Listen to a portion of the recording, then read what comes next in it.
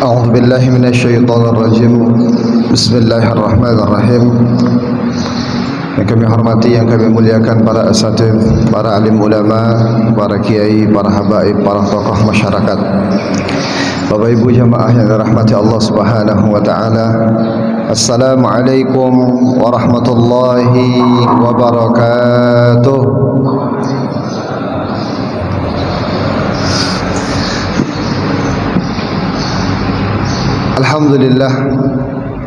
Alhamdulillahilladzi hadana lihadza wa ma kunna linahtadiya laula an hadana Allah.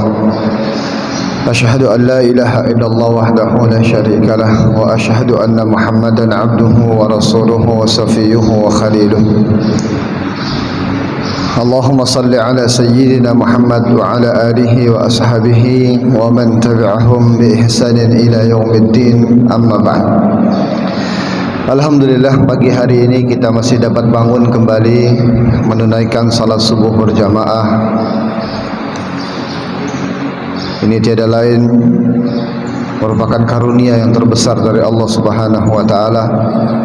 Salawat dan salam semoga selalu tercurahkan kepada baginda alam Nabi besar Muhammad sallallahu alaihi wasallam beserta para keluarganya, para sahabatnya dan para pengikutnya.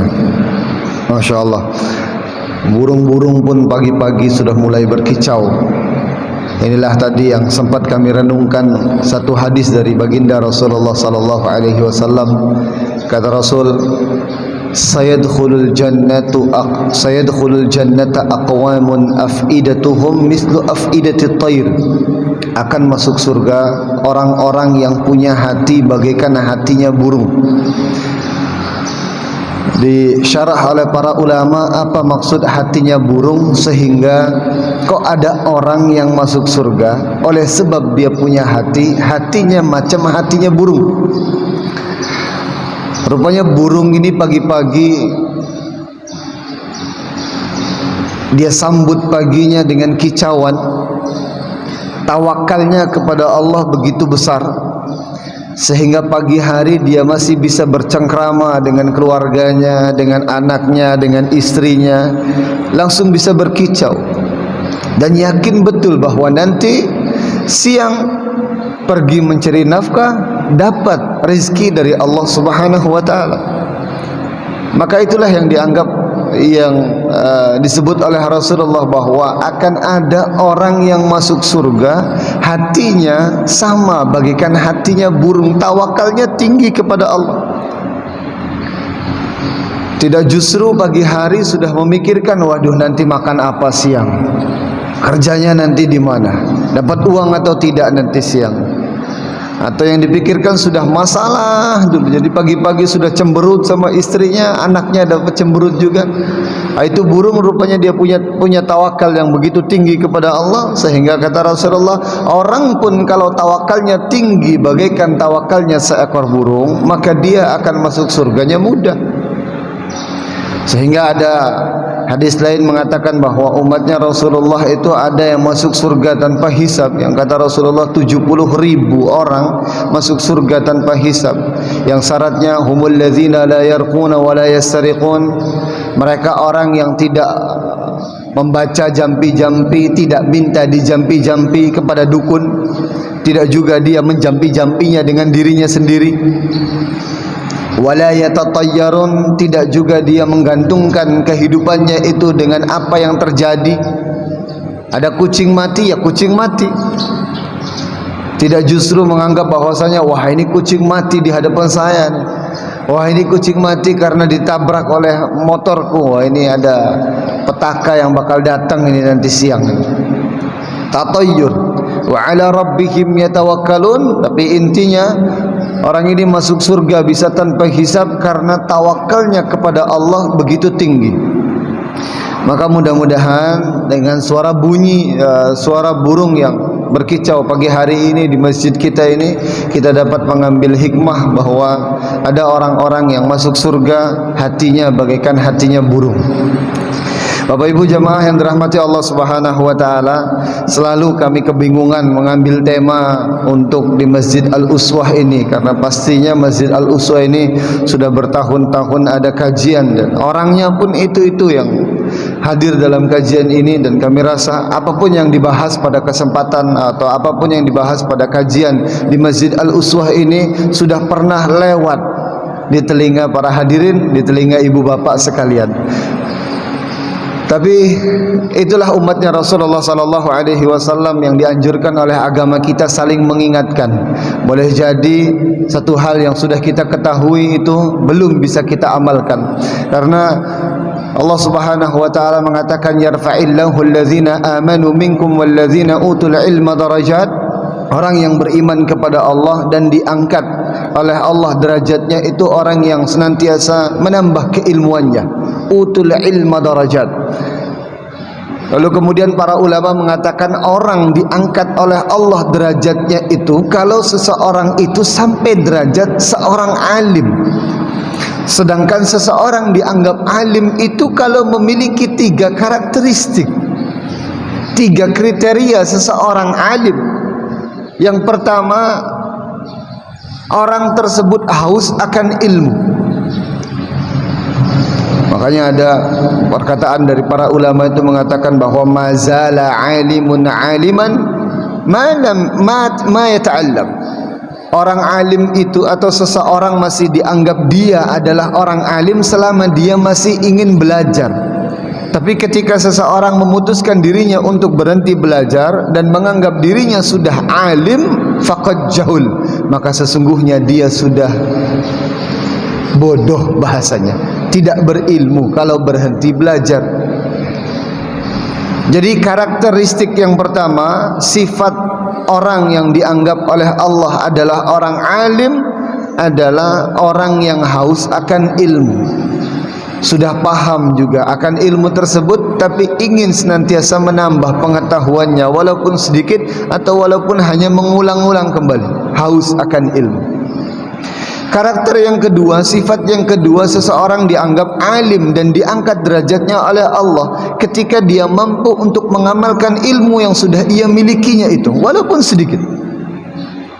Karena orang yang banyak hafalannya, hadisnya juga dia banyak hafalannya, Qur'annya banyak, perkataan dari para ulama juga banyak, tapi dia tidak mampu mengamalkannya, orang tersebut masih belum dianggap sebagai orang alim yang diangkat derajatnya oleh Allah.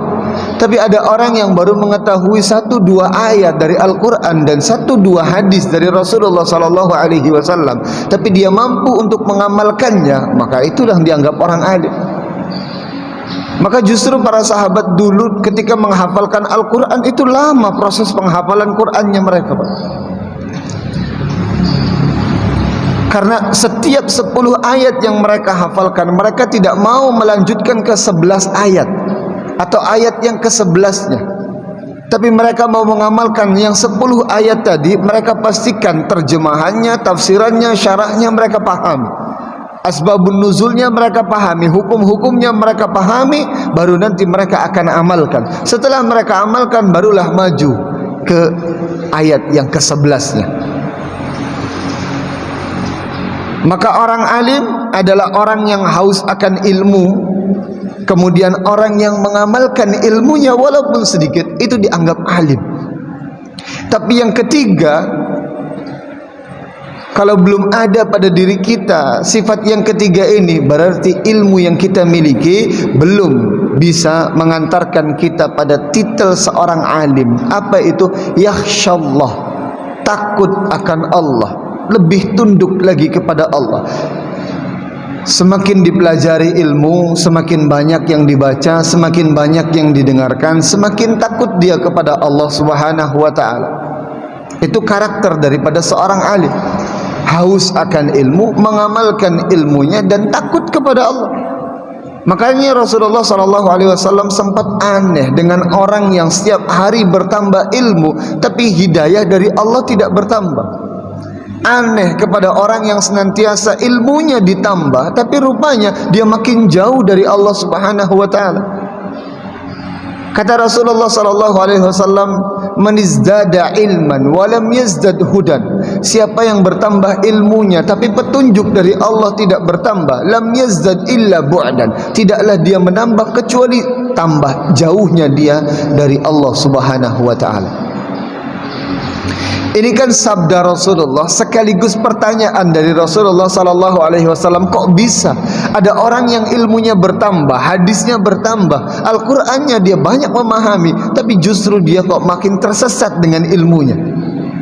Nah, mudah-mudahan kita yang dikumpulkan oleh Allah Subhanahu wa taala dalam kajian ilmiah, dalam kajian hadis Rasulullah sallallahu alaihi wasallam ini mampu menambah ilmu dan mampu mengamalkan apa yang kita dengarkan dan mampu bertambah rasa takutnya kita kepada Allah Subhanahu wa taala. Karena Rasulullah sallallahu alaihi wasallam pun mengatakan bahwa ada orang yang menuntut ilmu, belajar ilmu, tapi niatnya bukan karena Allah Subhanahu wa taala, tapi justru ingin mendebat para ulama atau ingin mencemooh orang-orang yang jahil, orang-orang sufaha, orang-orang yang tidak berilmu. Justru inilah orang yang masuk surganya pertama kali, katanya. Masuk surganya yang wajahnya nanti akan ditelungkupkan di api neraka. Na'udzubillah summa na'udzubillahi min dzalik.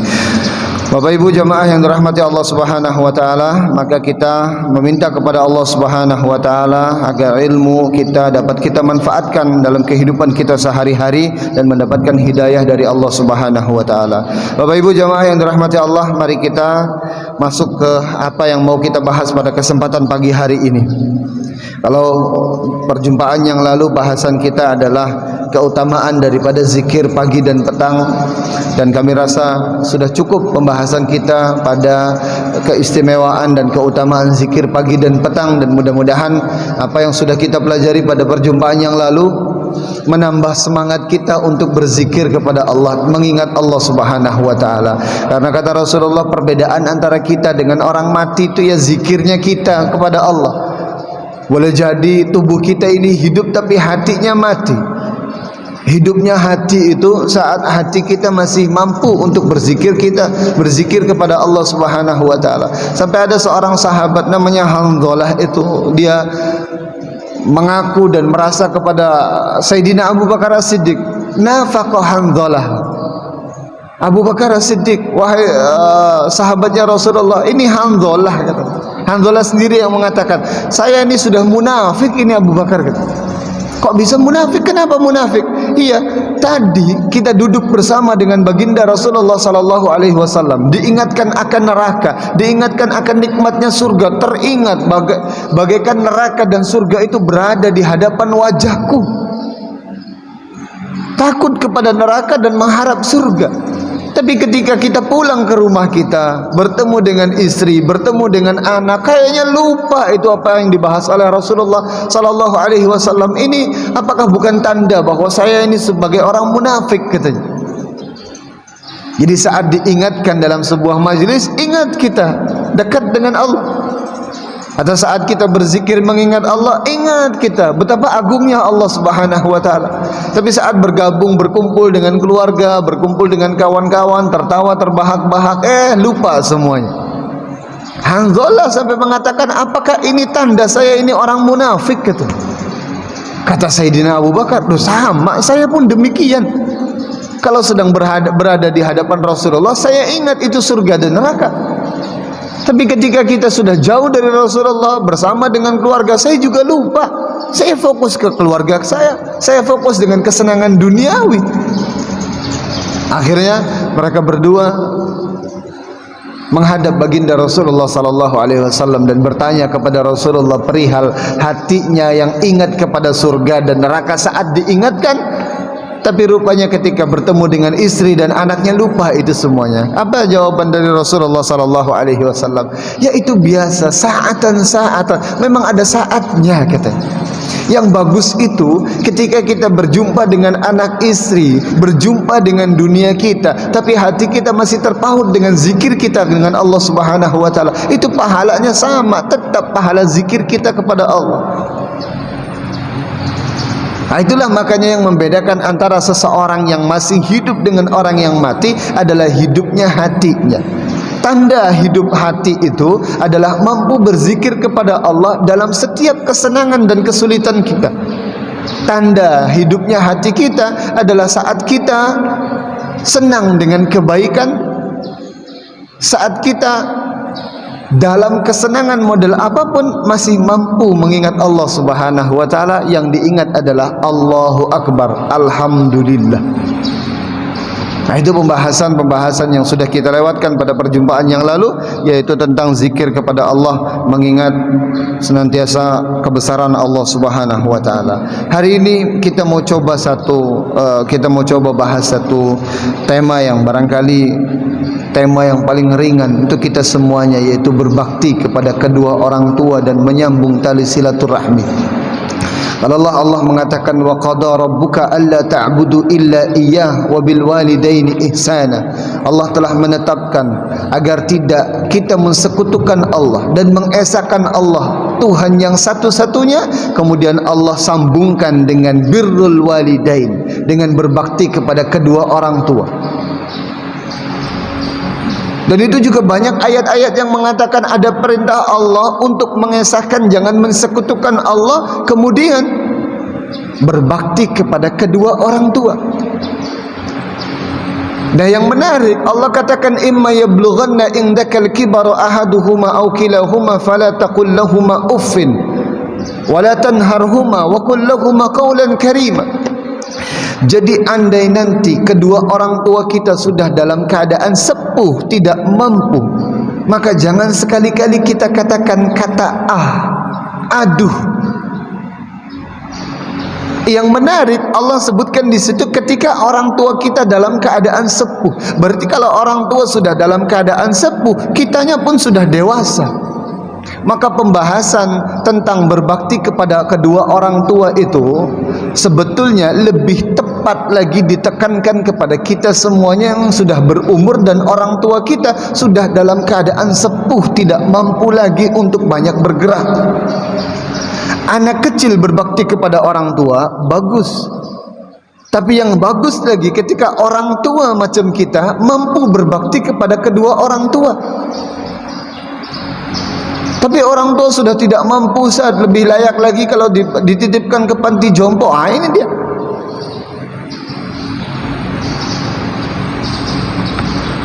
Lima anak itu mampu dihidupkan oleh satu orang tua.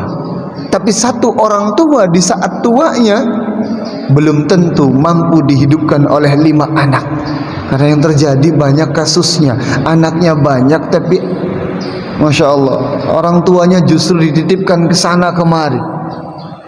Ke satu anak, anaknya titipkan lagi ke anak yang keduanya, anak yang keduanya tidak terima, titipkan lagi ke anak yang ketiga, anak ketiganya tak terima, titipkan lagi ke anak yang keempat, anak keempatnya tak terima, akhirnya masuk juga ke panti jompo misalnya kan. Auzubillah.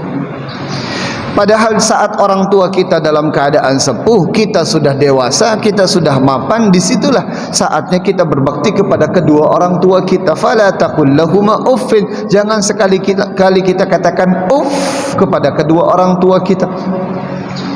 Tapi kalau orang tuanya sudah meninggal dunia, apa masih bisa kita berbakti kepada kedua orang tua kita? Banyak caranya.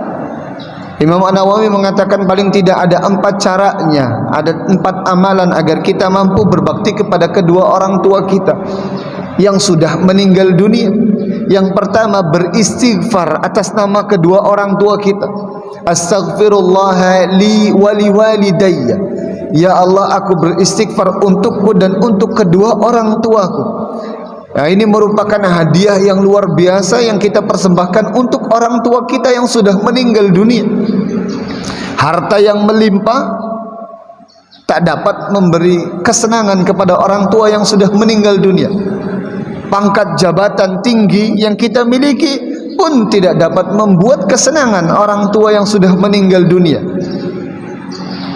Tapi istighfarnya seseorang untuk orang tuanya justru ini yang merupakan hadiah luar biasa, hadiah istimewa yang kita persembahkan untuk orang tua yang sudah meninggal dunia. Rasulullah SAW mengatakan ada orang tua yang kemudian setiap harinya itu dosanya digugurkan oleh Allah dan diangkat derajatnya oleh Allah. Saat dikonfirmasi kepada Allah, ini kenapa kok setiap hari ini orang tua yang sudah meninggal dunia? Agak aneh, kenapa kok setiap hari dosaku kok digugurkan padahal aku sudah meninggal dunia, dan setiap hari kok derajatku di surga ini ditinggikan oleh Allah. Siapa yang meninggikan? Sebab apa ini? Akhirnya dijawab oleh Allah, bistighfari waladika, ini karena istighfar daripada anakmu. Jadi Masya Allah, istighfar seorang anak yang masih hidup kepada orang tua yang sudah meninggal dunia itu mampu mengangkat derajat orang tua kita. Jadi yang pertama istighfar, yang kedua mendoakan kedua orang tua kita, doa untuk diampuni, doa untuk mendapatkan rahmat daripada Allah Subhanahu wa taala, doa untuk mendapatkan kesejahteraan di akhiratnya. Yang ketiga, bersedekah atas nama kedua orang tua kita. Nah, tadi yang doa itu tidak ada doa yang lebih mustajab dan tiada tabir penghalang kecuali doanya seorang anak kepada orang tua dan doanya orang tua kepada anaknya. Doanya seorang anak kepada orang tua pasti diijabah oleh Allah Subhanahu wa taala. Apalagi Rasulullah sallallahu alaihi wasallam mengatakan bahwa ada 3 perkara, idza mata ibnu adam inqata'a anhu amaluhu illa min salas. Kalau mati anak cucu Adam, semuanya akan terputus kecuali 3 perkara, yang salah satunya adalah doanya anak soleh yang mendoakan orang tua. Ketiga, amalan yang dijadikan bakti kita kepada orang tua kita yang sudah meninggal dunia adalah bersedekah atas nama kedua orang tua kita. Sedekah atas nama diri kita sendiri pahalanya hanya untuk diri kita saja, tapi sedekah yang kita atasnamakan, yang kita berikan atas nama kedua orang tua kita, pahalanya sampai ke kedua orang tua kita dan pahalanya juga tetap tidak berkurang untuk kita. Niatkan setiap sedekah yang kita masukkan, sedekah yang kita berikan, baik kepada fakir miskin, kepada masjid, atau kemana saja sedekah kita, niatkan itu untuk sedekahnya orang tua kita, maka pahalanya sampai. Dan itu merupakan hadiah juga bagi orang tua kita yang sudah meninggal dunia. Orang tua tak bisa lagi menambah amalan, orang tua tak bisa lagi menambah pahala dan mengurangi dosa, sudah meninggal dunia. Hanya berharap kepada anak cucunya. Ketika anak cucunya berbuat baik, kebaikannya itu mudah-mudahan dicatat juga pahala untuk kedua orang tua kita. Dan yang keempat adalah menyambung tali silaturahmi yang dulu disambung oleh kedua orang tua kita. Saat kita masih kecil, masih muda, masih anak-anak, barangkali kita tahu orang tua kita sering main ke kawannya, sambung tali silaturahmi. Yang saat orang tua sudah tidak ada, kita sambung tali silaturahmi orang tua kita dulu. Masalah orang tua sering main di satu tempat dan kita tahu betul itu orangnya, om kita misalnya kan, tapi bukan saudara kita. Tapi sering orang tua kita berkunjung ke rumah tersebut, kita kunjungi dan kita sambung lagi tali silaturahmi. Tali silaturahmi itu mendatangkan pahala untuk kedua orang tua kita yang sudah meninggal dunia. Jadi ada 4 amalan yang kita mampu kita persembahkan untuk kedua orang tua kita yang sudah meninggal dunia sebagai bakti kita kepada kedua orang tua, dan mudah-mudahan dengan 4 amalan itu bisa kita tergolong orang-orang yang berbakti kepada kedua orang tua. Yang pertama beristighfar, mendoakan, bersedekah atas nama orang tua kita, kemudian bersilaturahmi, menyambung tali silaturahmi yang dulu disambung oleh orang tua kita. Hadis yang pertama ini kami bawa kitab Sahihul Muslim. Hadis yang pertama tentang birrul walidain, bakti kepada kedua orang tua. An Abi Hurairah radhiyallahu anhu qala, jaa rajulun ila Rasulillah sallallahu alaihi wasallam faqala, man ahaqqan nasi bi husni sahabati? Qala ummuk. Qala thumma man? Qala ummuk. Qala thumma man? Qala ummuk. Qala thumma man? Qala abu. Ada seorang sahabat datang kepada Rasulullah sallallahu alaihi wasallam bertanya kepada Rasulullah, siapakah orang yang paling pantas untuk kita berbuat baik kepadanya? Jawabannya ummuk, ibumu. Kemudian setelah ibuku siapa lagi Rasulullah? Ummuk, ibumu lagi. Setelah ibuku siapa lagi Rasul? Ummuk, ibumu lagi. Setelah itu siapa lagi Rasul? Abu, bapak. Masya Allah. Nah, ini Rasulullah SAW mengangkat derajat orang tua, terutama ibu, bahwa orang yang paling berhak untuk berbuat baik kita kepadanya adalah ibu pertama kali. Setelah itu ibu lagi, keduanya, ketiganya ibu lagi, baru bapak. Sampai kalau dibandingkan antara mana yang kita dahulukan, kita menyaut panggilan orang tua terutama ibu, atau kita beribadah kepada Allah Subhanahu wa taala, maka para ulama sepakat bahwa menyaut atau mengiyakan panggilan orang tua terutama ibu itu lebih didahulukan daripada ibadah, dan ibadahnya itu sunnah. Kalau ibadahnya itu sunnah, kalau ibadahnya wajib maka ibadah wajib dulu. Kalau ibadahnya sunnah, kemudian orang tua terutama ibu memanggil kita, maka kita dahulukan panggilan orang tua kita. Ada seorang yang namanya Juraij. Juraij itu salah satu bayi yang mampu untuk berbicara. Ada 3 bayi yang bisa berbicara, dan salah satunya adalah Juraij. Juraij ini dari kalangan Bani Israel, ahli ibadah. Ibadahnya luar biasa. Dia punya satu gubuk di tengah sawah. Gubuk itu memang disediakan untuk beribadah kepada Allah. Juraij beribadah, ibadah sunnah. Saat Juraij beribadah sunnah, kemudian dipanggil oleh ibunya, "Wahai Juraij." Juraij pun bingung, ini sudah mulai ibadahnya nih. Dipanggil pula sama ibu.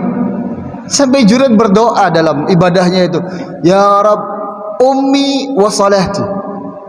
Wahai Tuhanku, mana yang harus saya pilih ini? Ibuku atau salatku saya lanjutkan? Akhirnya Juraij memilih salatnya.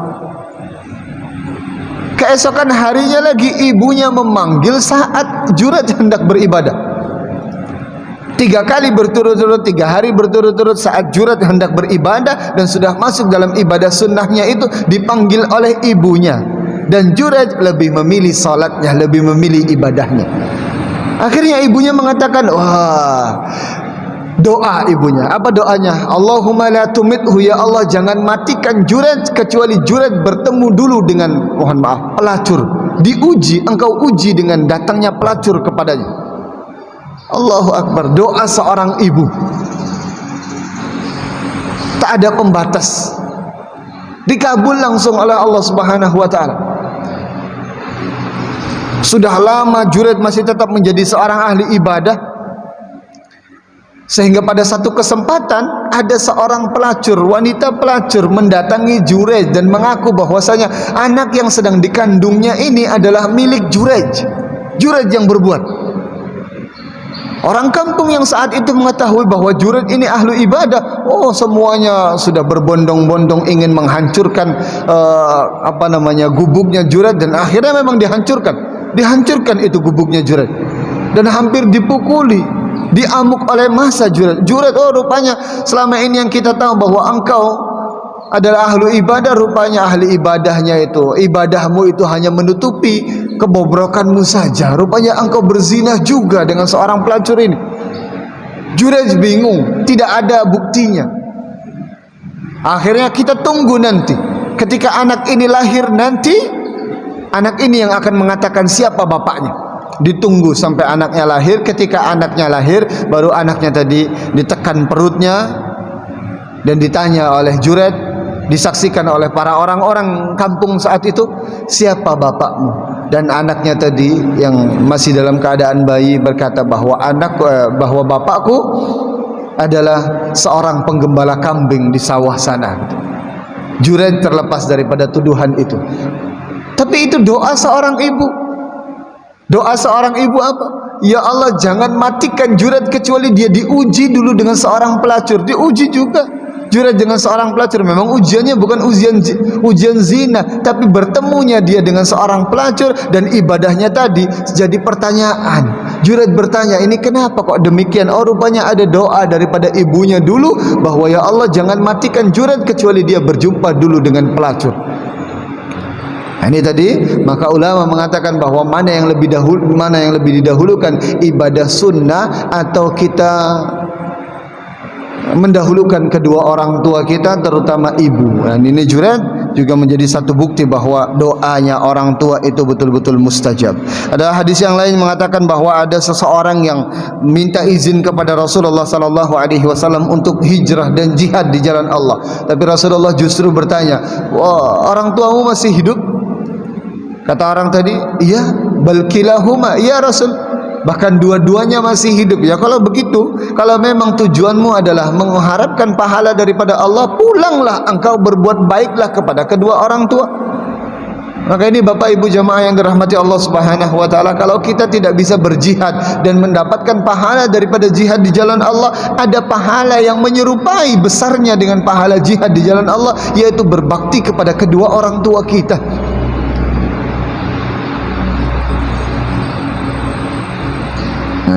Yabtagil ajra minallahi azza wa jalla. Qala na'am farji, silakan pulang saja. Bakti kepada kedua orang tua pahalanya justru sama besarnya dengan jihad di jalan Allah. Kalau kita bandingkan kan Masya Allah, jihad di jalan Allah kan luar biasa. Sampai ada perdebatan dari para ulama itu, yang mati di jalan Allah itu siapa sih kira-kira? Apakah dia yang terkena dengan pedangnya musuh, atau orang yang siapa saja yang niatkan dia berjihad di jalan Allah, dia keluar berperang walaupun dia kena pedangnya sendiri atau kena pedangnya kawannya sendiri. Ini kan menggambarkan saking peliknya itu saat jihad di jalan Allah, perang di jalan Allah. Tapi ada pahala yang luar biasa, yaitu berbakti kepada kedua orang tua. Sampai Rasulullah pun mengatakan, ada orang yang orang tuanya masih hidup, dia tidak mampu untuk mendapatkan pahala yang besar daripada kedua orang tuanya, daripada berbakti kepada kedua orang tuanya. Raghima anf, celaka.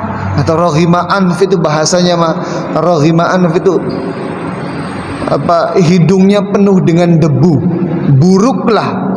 Buruklah perkara orang yang orang tuanya masih hidup tapi dia tidak mampu untuk masuk surga lewat jalur berbakti kepada kedua orang tua. Artinya berbakti kepada kedua orang tua itu merupakan pintu surga yang paling dekat dengan kita. Yang orang tuanya masih ada. Kalau orang tuanya sudah meninggal juga masih bisa ada kesempatan kita berbuat baik itu pada kedua orang tua dengan apa yang sudah kita bahas pada pertemuan perjumpaan yang awal tadi. Bapak Ibu jamaah yang dirahmati Allah Subhanahu wa taala, kita berbicara tentang baktinya kita kepada kedua orang tua, tidak lepas juga kita mesti berbicara tentang berbaktinya anak kita kepada kita. Karena baktinya anak kita kepada kita merupakan investasi terbesar kita nanti menuju surganya Allah Subhanahu wa taala. Ada orang yang mampu mendidik anaknya, kemudian anaknya menjadi anak yang soleh. Kita meninggal dunia, pahalanya sudah terputus, ada selalu transferan pahala daripada anak kita yang senantiasa mendoakan anak, mendoakan kita. Itu semuanya dimulai daripada kesolehan kita. Setelah kita menjadi soleh, orang rumah juga soleh, pasangan kita juga soleh, baru nanti anak-anak kita juga mampu meniru kita. Orang yang menitipkan anaknya ke pondok pesantren, bahkan ke sekolahan-sekolahan agama, mengharapkan anaknya untuk mampu untuk salat 5 waktu, tapi sendirinya dia tidak pergi untuk salat 5 waktu. Ini kan sulit perkaranya. Ada orang yang titip anaknya, "Pak, ini tolong titip anak saya ini sulit untuk pergi sholat.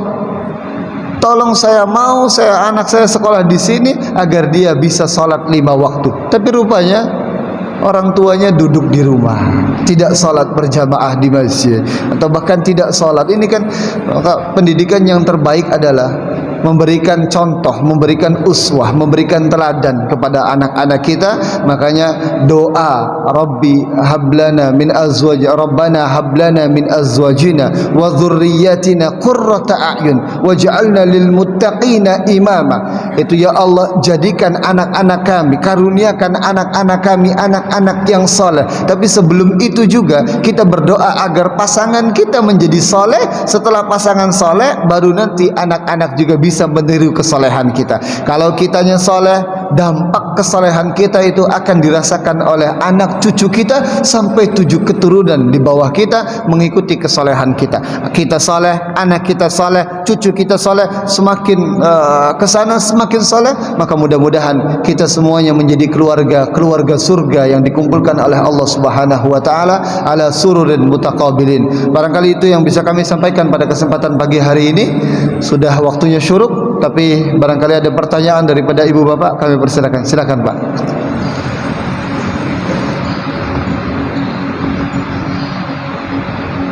Ada mic.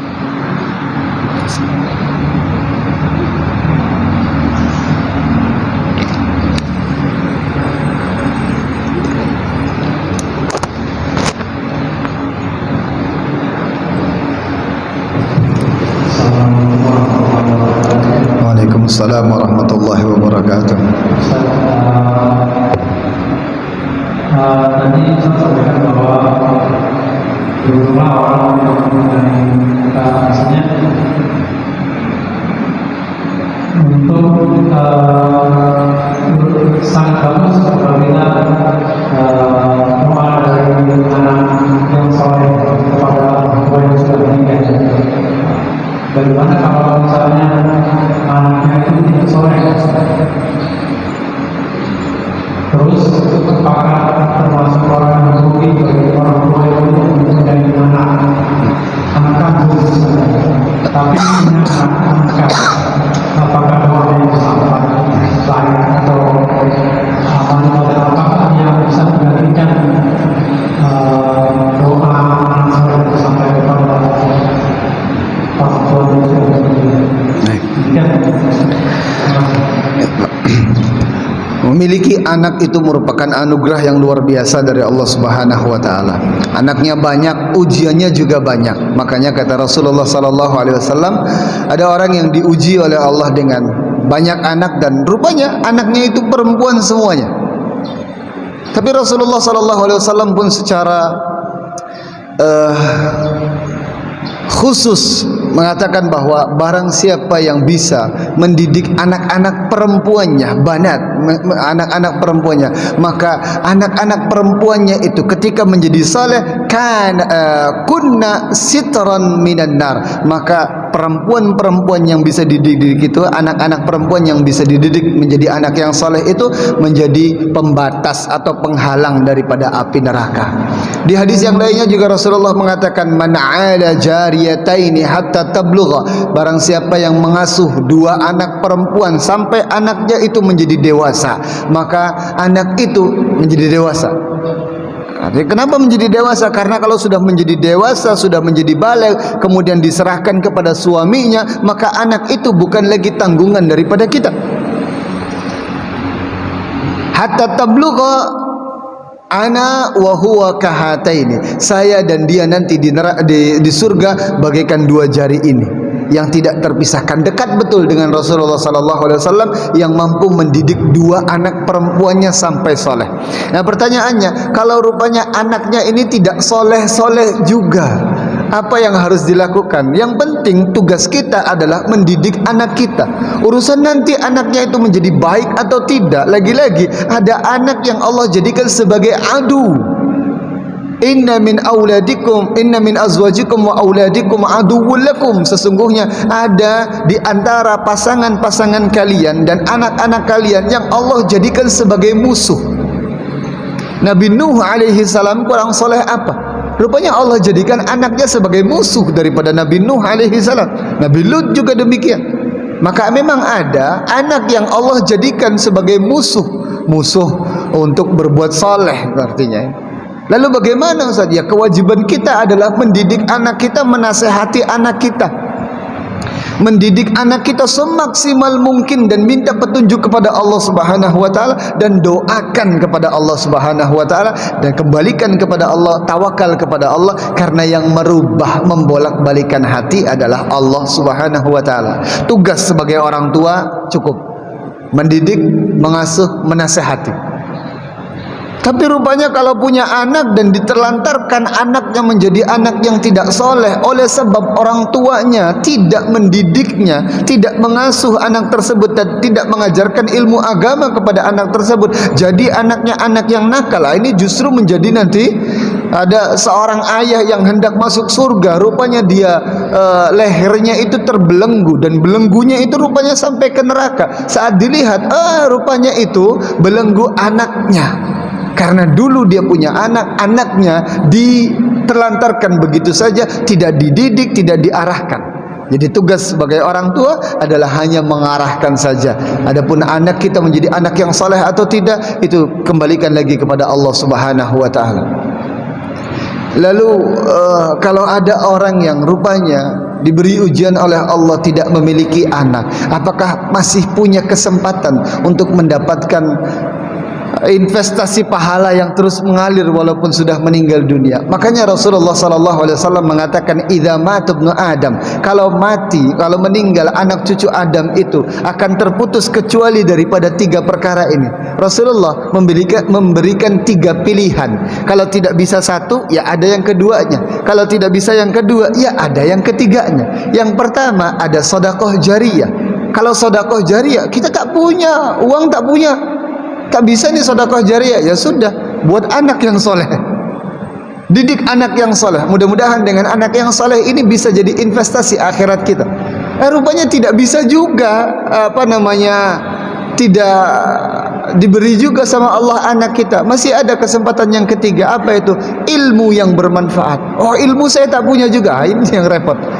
Tiga-tiganya tak punya, padahal sudah diberikan kesempatan. Bagi orang kaya silakan bisa sedekah jariyah. Orang yang tak memiliki kekayaan tapi bisa mendidik anaknya, silakan didik dengan anak-anaknya dengan anak yang soleh, menjadi anak yang soleh. Kalau tidak bisa juga, ya cukup. Tak bisa, uang tak punya, anak belum dikasih juga, bisa mengajarkan orang lain. Mengajar orang lain kan asal kita tahu satu huruf saja, itu sudah menjadi pahala jariyah kita. Lalu kalau dia mengasuh anak itu mudah-mudahan menjadi jalan sedekah jariyahnya atau ilmu yang bermanfaat. Ilmunya mengalir kepada anaknya, anak angkatnya ini mengajarkan kepada yang lain, tetap dapat pahala tadi.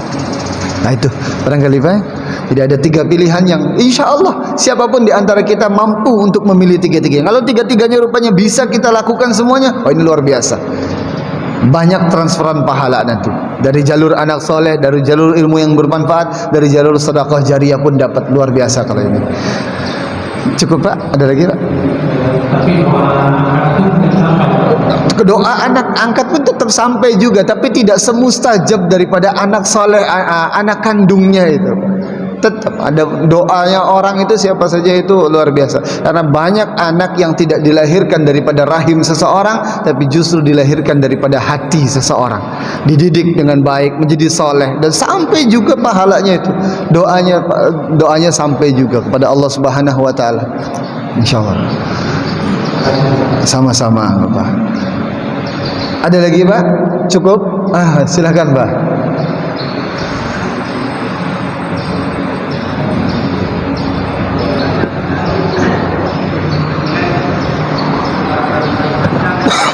Enggak.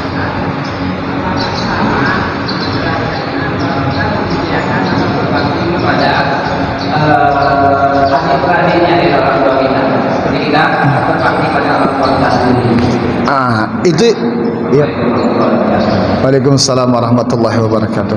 Itu tadi yang termasuk dalam poin yang keempat, cara kita berbakti kepada kedua orang tua kita yang sudah meninggal dunia.